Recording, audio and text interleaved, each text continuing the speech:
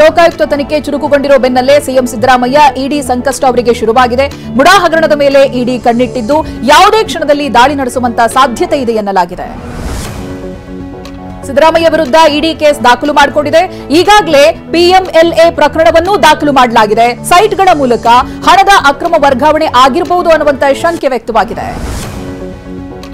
Real estate ಆಯಾಮ ಜೊತೆ ಆರ್ಥಿಕ ಅಪರಾಧ ಆರೋಪ ಇದೆ. ಇನ್ನು ಸಿಎಂ ಪತ್ನಿ ಸೈಟ್ ಜೊತೆಗೆ ಮುಡಾದ ಇನ್ನಿತರ ಸೈಟ್ ಹಂಚಿಕೆ ತನಿಖೆ ಸಾಧ್ಯತೆಯೂ ಇದೆ. ಹೀಗಾಗಿ ಸಿಎಂ ಆಪ್ತರ ಬಗ್ಗೆಯೂ ಇಡಿ ನಿಗಾ ಇಟ್ಟಿದೆ. 14 ಸೈಟ್ಗಳ ಪ್ರಕರಣ ಮಾತ್ರವಲ್ಲದೆ ಮುಡಾದಲ್ಲಿ ನಡೆದಂತ ಎಲ್ಲಾ ಅಕ್ರಮಗಳ ಕುರಿತು ಇಡಿ ತನಿಖೆ ನಡೆಸುವಂತ ಸಾಧ್ಯತೆ ಇದೆ. ಮುಡಾದ 387 ಕೋಟಿ ರೂಪಾಯಿ ದುರ್ಬಳಕೆ ಆರೋಪದ ಬಗ್ಗೆಯೂ ತನಿಖೆ ನಡೆಯಲಿದೆ. ಸಿಎಂ ವಿರುದ್ಧ ದೂರು ಸಲ್ಲಿಸಿರುವ ಸ್ನೇಹಮಯಿ ಕೃಷ್ಣಾಗೆ ಜಾರಿ ನಿರ್ದೇಶನಾಲಯ ಸಮನ್ಸ್ ಅನ್ನು ಜಾರಿ ಮಾಡಿದೆ. ನಾಳೆ ಬೆಳಗ್ಗೆ 11 ಗಂಟೆಯೊಳಗೆ ಮುಡಾ ಪ್ರಕರಣದ ಸಂಬಂಧ ದಾಖಲೆಯನ್ನ ಸಲ್ಲಿಸುವಂತೆ ಇಡಿ ಸಮನ್ಸ್ ನೀಡಿದೆ. ಮೈಸೂರಿನ ವಿಜಯನಗರ ಬಡಾವಣೆಯಲ್ಲಿ 14 ಸೈಟ್ ಅನ್ನ ಪಡೆದುಕೊಂಡಿದ್ದಂತ ಸಿದ್ದರಾಮಯ್ಯ ಪತ್ನಿ ಪಾರ್ವತಿ ನಮಗೆ ಸೈಟೇ ಬೇಡ, ವಾಪಸ್ ಕೊಡ್ತೀನಿ ಅಂತ ಪತ್ರ ಬರೆದಿದ್ರು. ಈ ಪತ್ರದ ಬೆನ್ನಲ್ಲೇ 14 ಸೈಟ್ಗಳು ಮರಳಿ ಮುಡಾ ಖಾತೆಗೆ ಸೇರಿವೆ.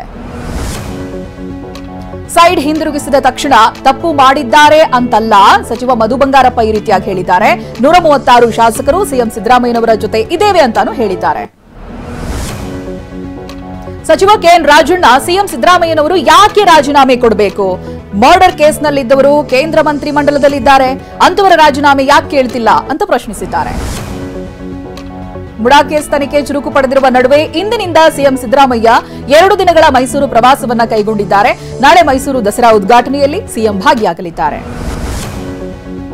ದರ್ಶನ್ ಅಂಡ್ ಗ್ಯಾಂಗ್ನಿಂದ ರೇಣುಕಾಸ್ವಾಮಿ ಹತ್ಯೆ ಪ್ರಕರಣದಲ್ಲಿ ಮೂವರಿಗೆ ಈಗಾಗಲೇ ಷರತ್ತುಬದ್ಧ ಜಾಮೀನು ದೊರಕಿದೆ. ಆರೋಪಿಗಳಾದ ಕಾರ್ತಿಕ್, ಕೇಶವಮೂರ್ತಿ, ನಿಖಿಲ್ ಇಂದು ರಿಲೀಸ್ ಆಗಲಿದ್ದಾರೆ. ಇಂದು ರಾಷ್ಟ್ರಪಿತ ಅಹಿಂಸಾವಾದಿ ಮಹಾತ್ಮ ಗಾಂಧೀಜಿಯವರ 155ನೇ ಜಯಂತಿ. ಈ ಹಿನ್ನೆಲೆ ಇವತ್ತು ದೆಹಲಿಯಲ್ಲಿರುವ ಗಾಂಧಿ ಸಮಾಧಿಗೆ ರಾಷ್ಟ್ರಪತಿ, ಪ್ರಧಾನಿ ಆದಿಯಾಗಿ ಗಣ್ಯರು ಭೇಟಿ ನೀಡಿ ನಮನ ಸಲ್ಲಿಸಿದರು. ಇಂದು ಲಾಲ್ ಬಹದ್ದೂರ್ ಶಾಸ್ತ್ರಿ ಜಯಂತಿಯೂ ಆದ ಕಾರಣ ಹಲವು ನಾಯಕರು ದೆಹಲಿಯಲ್ಲಿರುವ ಶಾಸ್ತ್ರಿ ಅವರ ಸಮಾಧಿಗೆ ಪುಷ್ಪ ನಮನ ಸಲ್ಲಿಸಿದರು. ರಾಷ್ಟ್ರಪತಿ ದ್ರೌಪದಿ ಮುರ್ಮು ಸೇರಿದಂತೆ ಹಲವು ನಾಯಕರು ಭಾಗಿಯಾಗಿದ್ದರು.